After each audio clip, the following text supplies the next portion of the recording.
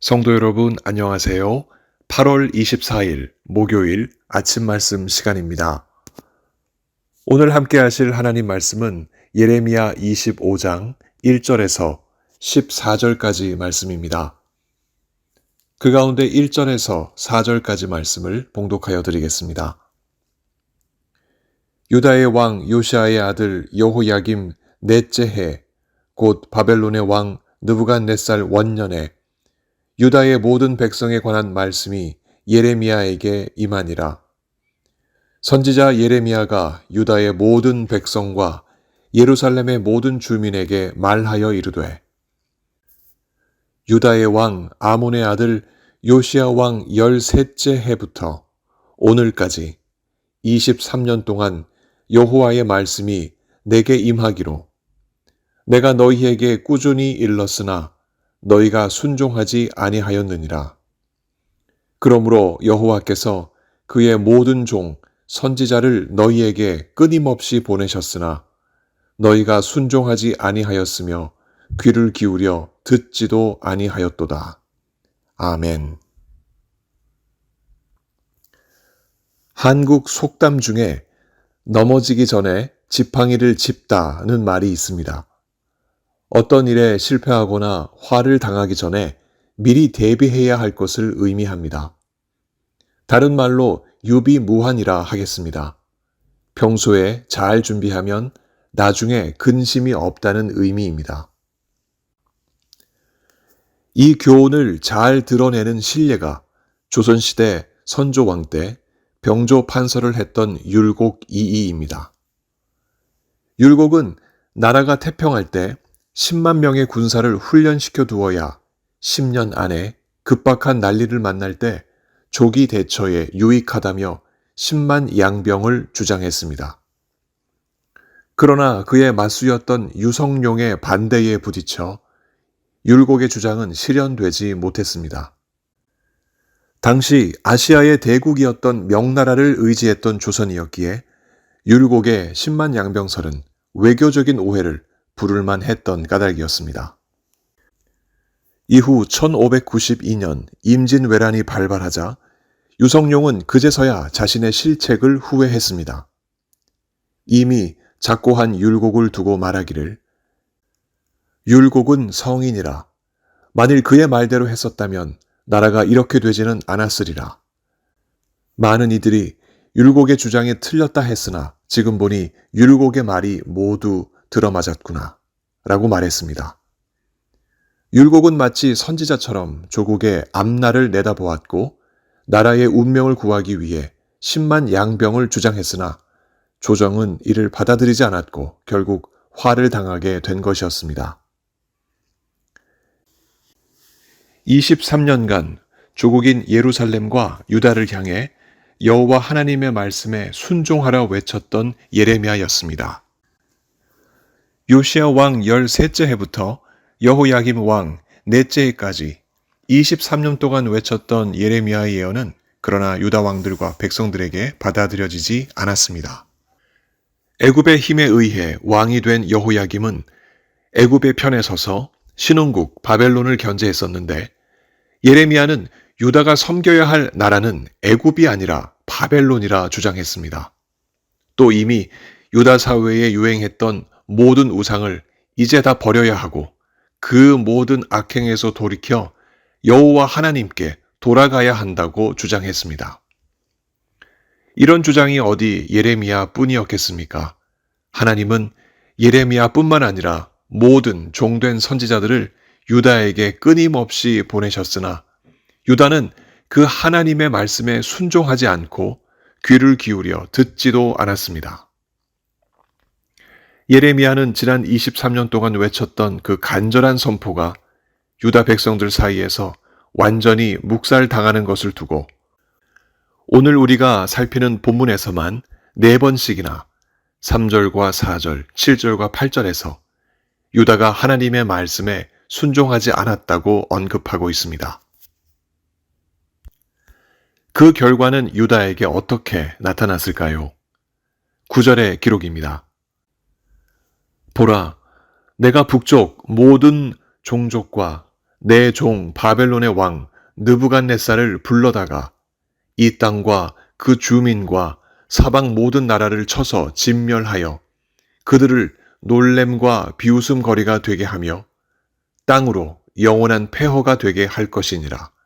여호와의 말씀이니라.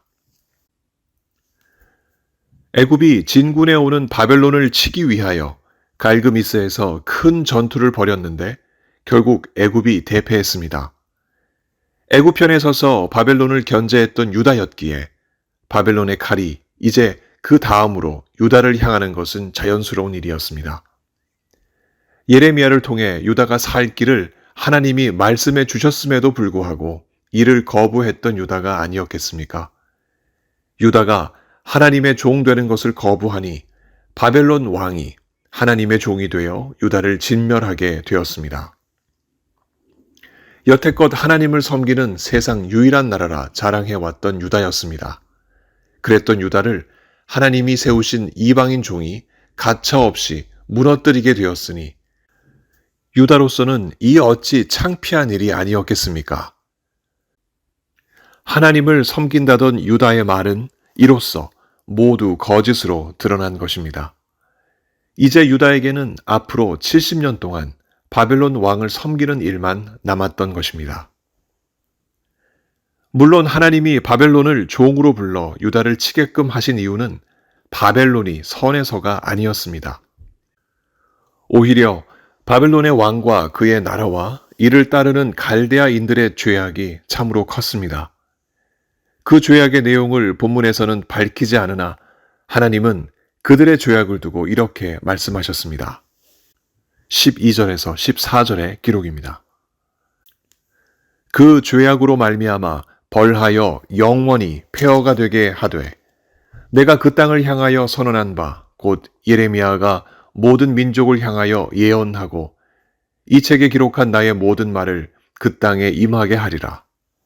그리하여 여러 민족과 큰 왕들이 그들로 자기들을 섬기게 할 것이나 나는 그들의 행위와 그들의 손이 행한 대로 갚으리라.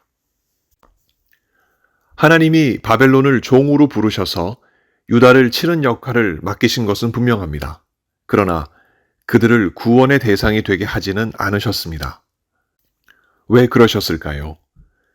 바벨론의 죄악을 하나님께서 용서하지 않으셨기 때문입니다. 하나님의 긍휼과 자비, 용서와 구원이 없이는 그 누구도 자신의 죄를 해결할 수 없습니다. 그 죄는 결국 자신을 심판으로 이끌어갈 뿐입니다. 바벨론이 무너지고 이후에 등장하는 세력들에게도 마찬가지입니다. 하나님의 용서와 구원의 은혜 없이는 그들 역시 그들의 죄악으로 심판을 받습니다. 선지자 예레미야의 말을 듣고도 오늘의 잘못을 돌아보고 내일을 준비하지 않았던 유다 백성들의 그 굳어진 심령을 우리는 오늘도 보았습니다. 그러면 이제 그들을 바라보는 우리의 심령은 어떠한지 우리가 살펴봐야 하겠습니다. 우리는 하나님의 말씀을 마치 넘어지기 전에 지팡이를 짚는 심정으로 듣고 있는가? 유비무환하는 심정으로 받고 있는가? 우리는 살펴야 하겠습니다.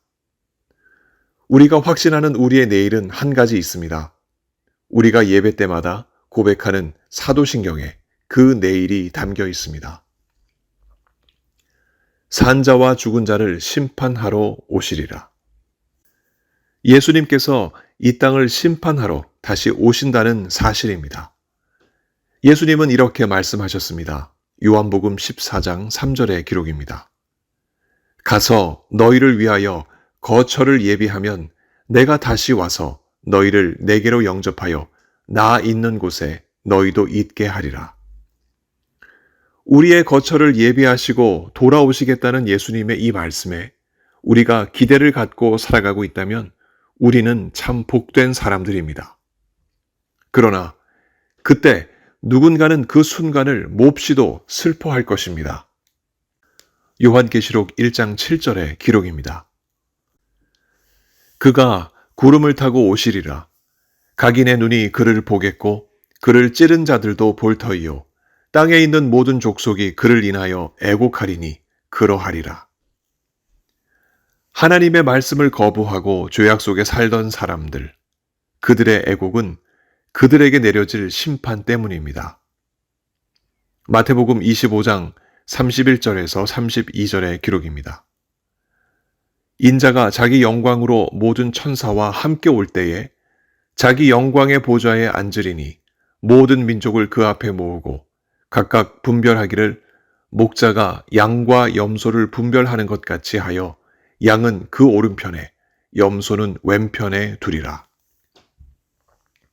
내일 아니면 오늘이 될 수 있는 예수님의 재림을 생각할 때 오늘 우리는 그 날을 어떻게 준비하고 있는가? 하나님의 말씀을 묵상할 때마다, 하나님의 말씀을 들을 때마다 그 선포되는 하나님의 말씀에 순종하며 살고 있는가? 그렇다면 우리는 예레미야의 선포를 듣고도 요지부동했던 유다 백성들과는 다른 삶을 사는 우리일 것입니다. 오늘도 내일도 하나님의 모든 말씀이 이 땅에 임하게 될 것을 믿는 우리일 것입니다. 정말 바라기는 요한계시록 22장 20절의 기록처럼 우리 모두가 내가 속히 오리라 하시는 예수님의 그 음성을 듣고 아멘, 주 예수여 어서 오시옵소서 이렇게 응답하는 우리 모두가 되기를 바랍니다. 이렇게 대답하려면 우리의 오늘은 하나님의 말씀에 순종하는 삶이어야 합니다.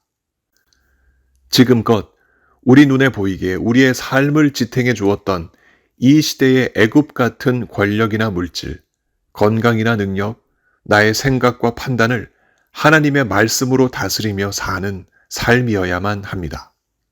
그렇게 하루하루 순종하며 살다가 그날에 우리 모두 하나님께서 영원부터 영원까지 우리에게 주신 그 땅, 그 거룩한 하늘나라에서 영원토록 하나님을 섬기며 우리 사랑하는 예수님과 살아가는 우리 모두가 되기를 간절히 바랍니다.